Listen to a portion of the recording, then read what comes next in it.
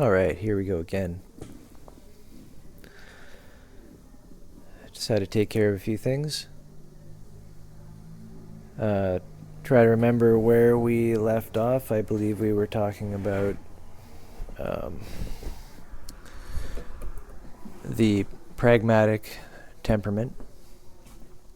So the pragmatic triad is composed, or the three aspects, perceptive aspects to the pragmatic triad are, in order of archetype, model, guild, process, constraint, protocol. So again, we're seeing that same triadic shape. That means we know to look at process as the archetype, this being the potentiality, or more to,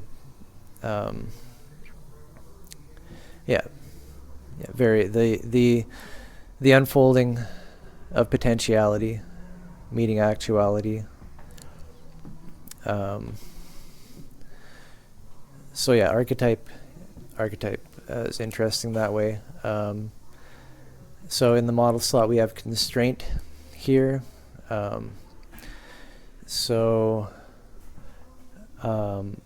we're doing here is describing a web of meaning of what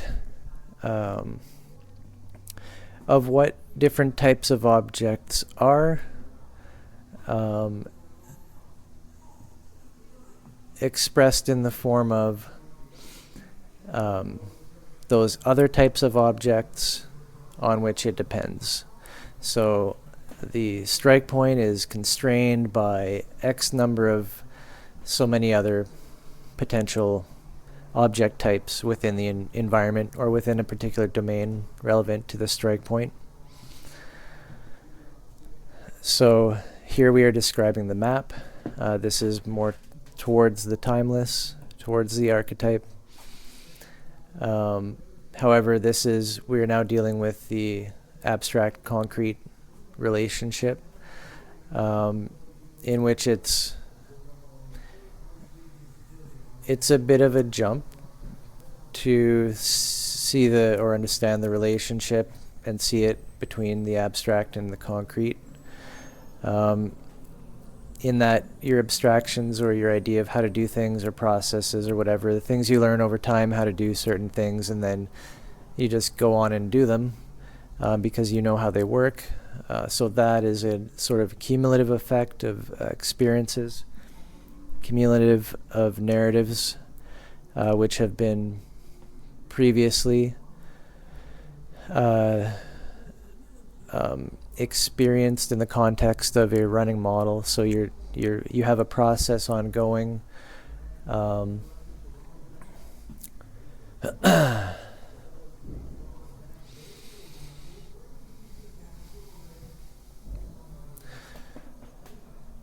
So the constraint is described in terms of, or the object type, or here in the constraint layers. So we're having relationships between object types, and this is how we'll see one view of the abstract phase space.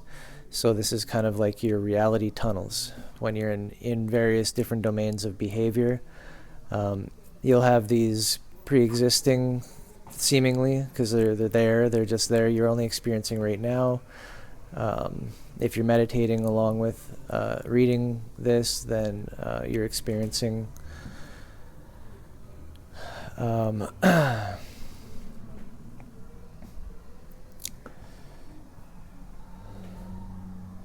that was a tough one too. Tough one to express. So anyways, there are so many facets of this research that just go off into different tangents and different areas. So again, this is the strike point protocol, dictate protocol. I'm just going ahead, talking, continuing speaking, and creating derivatives out of that body of work, which is going to be, I'm assuming, I don't know, we're up to about 5 hours now of recording.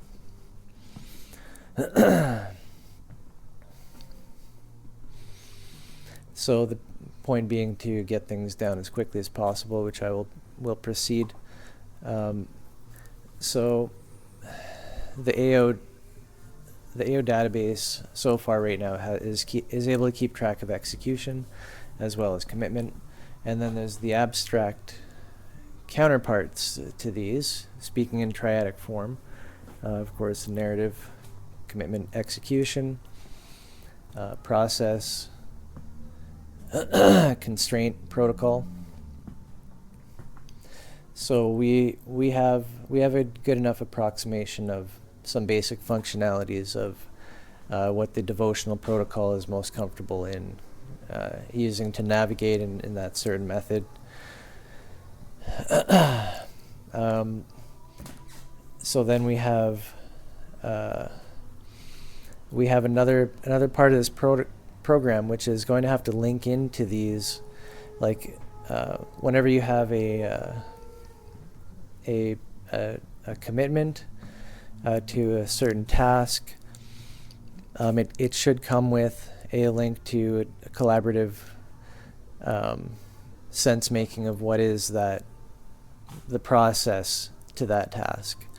So again, this is where you can have, let's say, a hackerspace want to clone itself without having to send people or whatever, but just, be there potentially for guidance online, on the internet, or whatever. Like, there's minimal. Who knows what you may need, but the point is to give excellent bootstrapping materials.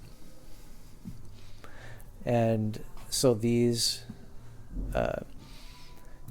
is where we find the natural guilds, and really what people would think of when they think of the guild system as teaching or training, and in job or in whatever behavior domains, not job, but I was thinking of like trades, work, types of work. So this is the pragmatic triad is really where we're going to be experiencing a lot of what we think probably when we think of the guild,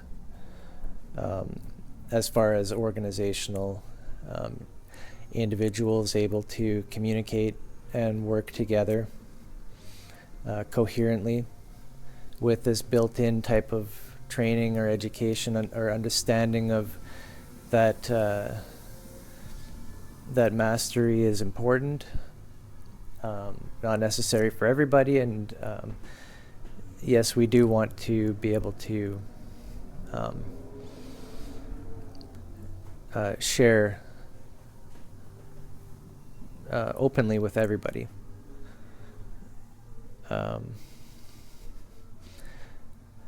As far as what I mean is, as far as membership and mastery go, it's a self-assessed and self-titled.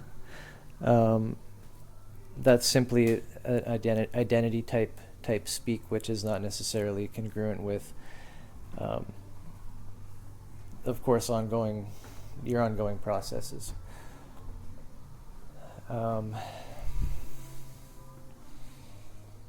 So just bringing up the point there that this is not this understanding the coherence protocol and utilizing it is something that you can utilize. You can overextend yourself to claim that you are something or this or that, but really it's useful for observing the behavior in others, including yourself. So simply, again, this is where we have the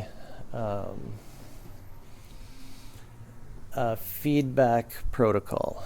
Probably that could be short for feedback observation tracking protocol.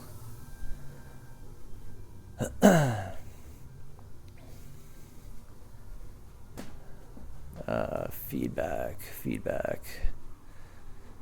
Yeah, something like that. Anyways. So feedback protocol is happening when you are actively engaged in this full context of doing certain behavior while isomorphically recording and being able to replicate that behavior to others and cooperate.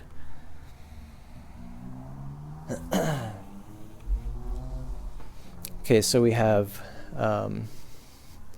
constraint and protocol. So far the cards in the deck protocol, which would be standard as far as I have understood it, is how I had it. How did I have it written down?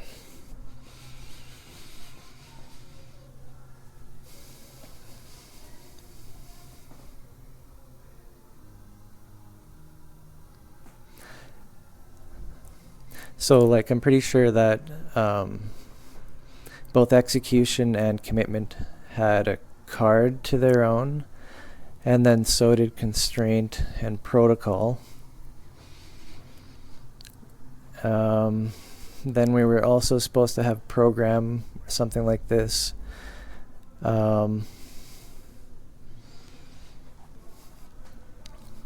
So for me, the cards that I had, I think it was red for execution. Yeah,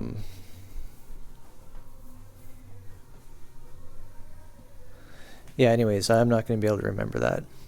It's not very relevant, but I'll add the information later. So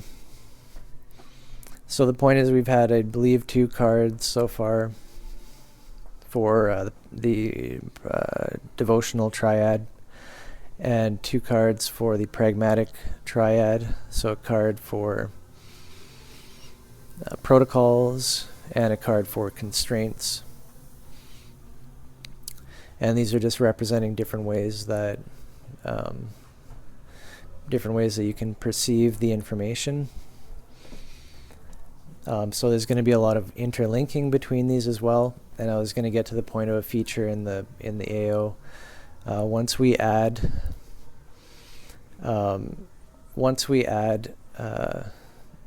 the abstract or the pragmatic aspects of the triad, the protocol, and the constraint, then we kind of need to, and we're always going to have to do something like this. Like, it's always going to be available, an option. So I believe we will have like a whatever, call it for now, Portal Mountain template, or maybe this will just be the AO template. How it'll end up working can either be more generic, or it can be set up for the triadic perception or whatever. So if it's set up for the triadic perception, then always you're going to have relations between the abstract and the concrete, because they are in each other's context. So again, if you're looking at a card that says you need to sweep the floor or whatever, or cook some food, you got a recipe with instructions.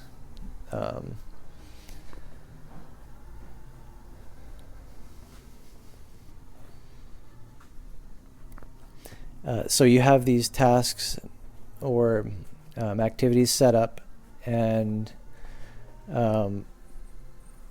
this is the purpose of an isomorphic perception, is to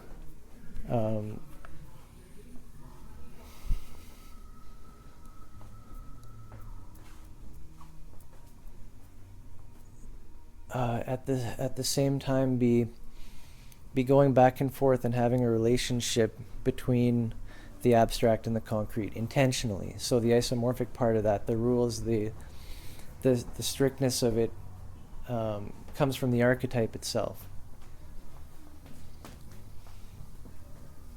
So that being the mimetic, the academic triad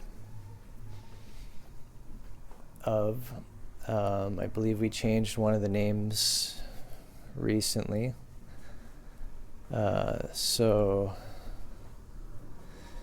I believe it's phenomena, concept, and program as the academic triad. And so definitely program would be captured under the AO.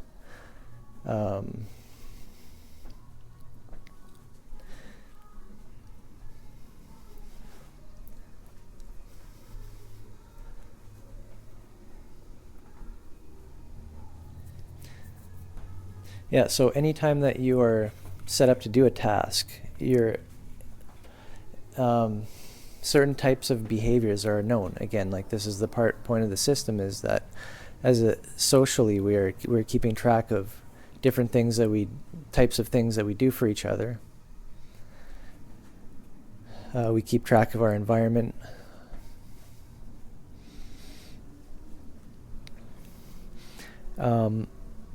So this is the externalized memory representing the inner processes involving internal memory.